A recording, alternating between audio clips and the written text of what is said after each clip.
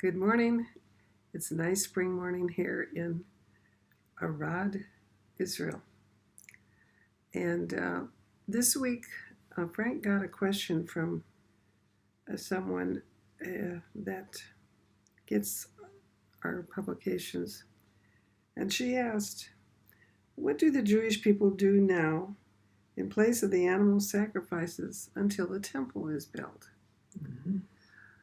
I know that many people in the world really think that everything hinges on sacrifices. Oh, yeah. Okay, so I know I've mentioned this before, but review doesn't hurt a little bit. In Isaiah 1, verse 10, hear the word of Hashem, you chieftains of Sodom. Well, he called Israel Sodom and Gomorrah because they were going after other gods. And they weren't doing the right things for the people. Give ear to our God's instruction, you folk of Gomorrah. What need have I of all your sacrifices, says Hashem? I'm sated with burnt offerings of rams and suet of fatlings and blood of bulls, and I have no delight in lambs and he-goats. That you come to appear before me, who asked that of you? Trample my courts no more. Now, jumping down at assemblies with iniquity I cannot abide. They are become a burden to me. These are some of the things he says to them.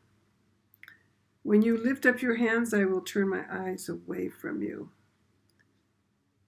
Your hands are stained with crime. Wash yourselves clean. Put your evil doings away from my sight. Cease to do evil. Learn to do good. Devote yourselves to justice. Aid the wrong. Uphold the rights of the orphan. Defend the cause of the widow. Then he says, come, let us reach an understanding. And then he tells them, though their sins are many and they're crimson, they can be turned white. If then you agree and give heed, you will eat all the good things of the earth. But if you refuse and disobey, you'll be devoured by the sword. The thing that he's asking them is to do the right thing. If we turn and do the right thing, that shows we've repented.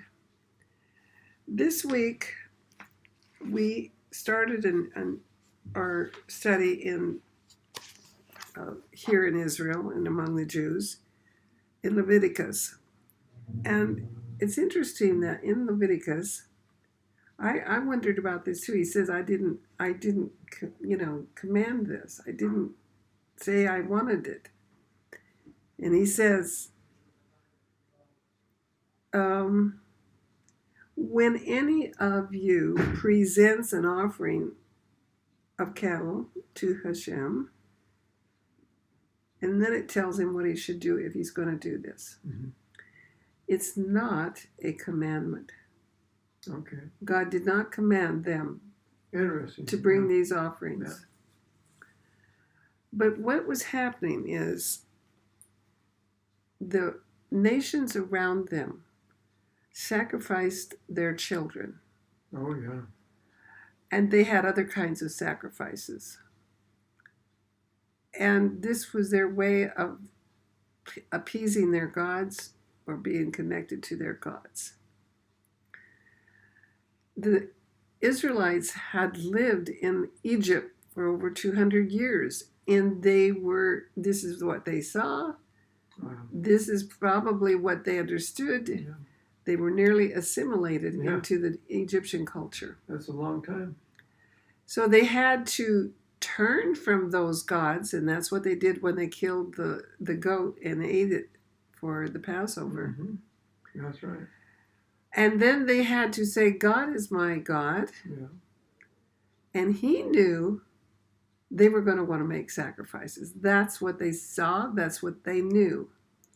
He didn't command it. With the exception, he told them he wanted them to remember the Exodus, that he took them out. Right. So he made that a festival. And what is a festival? It's eating together. Yeah. That's what they did before they left. They Mhm. ate together of that lamb. Mhm. So he prescribed what kind of sacrifice they were to do and how they were to handle it. Mhm. Now, there's a verse in Leviticus that tells them exactly what to do when they're sacrificing. And it ends with, and the blood's supposed to go around the base of the altar. And unless you do that, there is no atonement. Now, we know by reading all the places where it talks about atonement that you can be atoned by the half shekel that you give.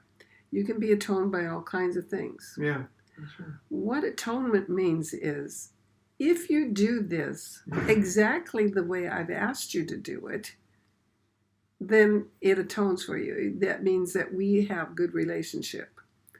If you do it nilly-willy, the way you'd like to do it, and as in the case of the blood, that would be also a very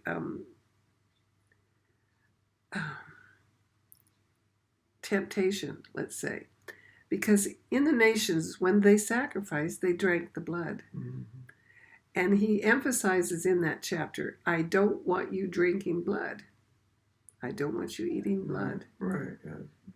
So this is what you do with it. You put it around the base of the altar. Mm. And if you do that, then you'll be atoned for. Because the idea wasn't that blood had some kind of atonement. It's the atonement was following my instructions exactly as I give them to you. Okay. Mm-hmm. So for the festivals, they brought their animals, then they feasted on it. And plus their other offerings of grains and so forth. Now, what is a similarity to this today? In America, we say we are under God. Mm-hmm.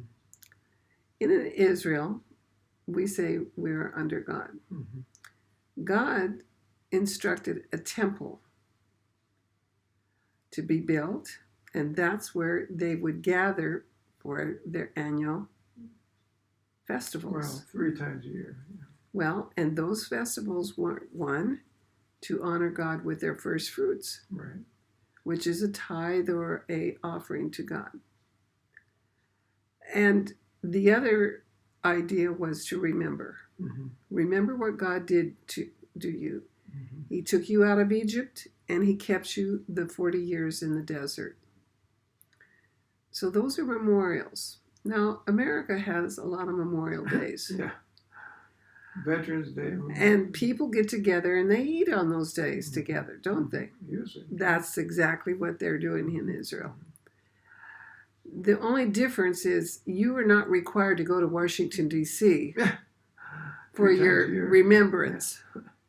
But God required them to go to the temple. He wanted a unity among the people to be. And then the other thing that would keep them from straying into this idolatry. Supposedly, yeah. Supposedly. That was the purpose, is to remember God. You're under God. So this was not religion that he was giving them. He was accommodating where they were. So now when we get to Isaiah and they're just not doing anything right, they're not concerned about what God thinks of them. He says, I am finished with this. When they came back, there were sacrifices again, Mm-hmm. but the Shekinah glory of the God did not come because they didn't get 50% of the people come. You have to have a majority of Jews here to get the whole thing. That's right. So this is why they still, when they went out then in 2,000 years ago, they lost the temple again. Mm-hmm. They lost the ability to sacrifice. What were they going to do? They couldn't gather all the people into one place. They couldn't follow the memorials the way. They were spread out too much to do that. So God said through Ezekiel in chapter 11, I'm going to be a little sanctuary for you wherever you go. And so what it became was small groups of Jews gathering together to study the word Mhm. and to pray. And that became their substitute for And that was good. sacrifices. Yeah, that was good. They don't really feel the need for sacrifices. The reason why they want the temple and the reason why God will give them a temple is to indicate to the nations that God is with his people. Mm. That's the main reason. And that will also show that this government here in Israel is under God. Mhm. Yeah. It is not there yet. And there's a lot of people in the world trying to keep it from getting there. So that is another way of looking at all of this. And I know that question comes up in the minds of a lot of Gentiles. So I wanted to deal with that today. Then we want to go on. So they were given this and they were observing these things out in the wilderness. But these are not people that really have a lot of faith. We see that they grumble and complain about not having the food they want. And God provides quail and manna and water when they complain. Because, there's a difference. You can say to Hashem, I need something without complaining. Mhm. But the complaint was, oh, you brought us out here to kill us. Yeah, right. Yeah. And then they get to just where they're ready to go into the land and become a real nation. Yeah. And they send someone in to look at the land and see how wonderful it is. Yeah. And 10 of them come back and, oh, we're just little grasshoppers compared to these people. Giants, yeah. They saw something negative rather than something positive. They didn't have faith in Hashem, that he could do what he said he was going to do. And so that whole generation of men between 20 and I think it's 50 or 50, I think. they had to die out before they could go in. And then the only two men that got in were Caleb and Joshua because they had a good report. Somebody recently called it the Death March. Yeah, They right. For they 40 wandered years. long enough for this population to pass away. Right. And so that there were children under age 20 that went in that were of the original, and also the women. The women are not included in that. People went in without their parents. Yeah. Mm-hmm. And it's known that the women did not participate in the golden calf. Mm. Therefore, God said, use their mirrors Oh, for yeah. the laver. Yeah. These are all some traditional stories that they have. We heard a good one at the Shabbaton, which is a retreat, that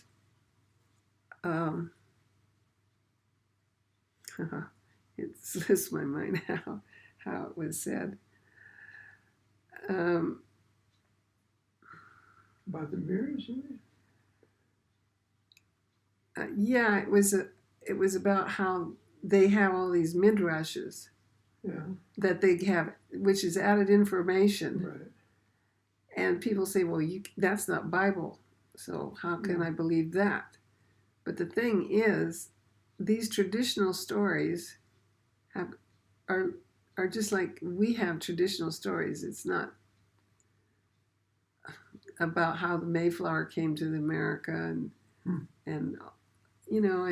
it's not all the books say it the same way, but we know it happened. Yeah. And so these traditional stories do carry some ideas of how they dealt with things and Well, it's why. usually a midrash is from a person who's done a lot of study and whatnot of history and so forth. And the midrash is history. Yeah. It's added information that the Bible doesn't give Right. because you can't get it all in one book. No. So we enjoy hearing some of these midrashes. I don't always swallow everything either, but No. it does sort of tell how the people thought about things and Yeah, and it and shows why how they it probably might have happened, that way, or some of the details and so yeah, yeah. So Hashem does get them into the promised land, his land, the land that they get to live on and inherit if they love it, they love Hashem, and they do according to his instructions. Otherwise, if you're no better than the people that are living there, you're getting spit out too. Yeah. And that's what happened to them. Mhm. So basically, the government doesn't get set up right away. It's still tribal. And people are, and it's possibly partly because they didn't have enough population to have enough interchange between them, and partly because transportation wasn't. You walked everywhere with a donkey. Yeah. Carts were used very little, but I guess some people had them. And so the nation isn't really set up right away, and so we'll kind of deal with that the next time, how they get set up and what they want and what they don't want and so forth. Okay. Have a good week, and we'll talk to you later.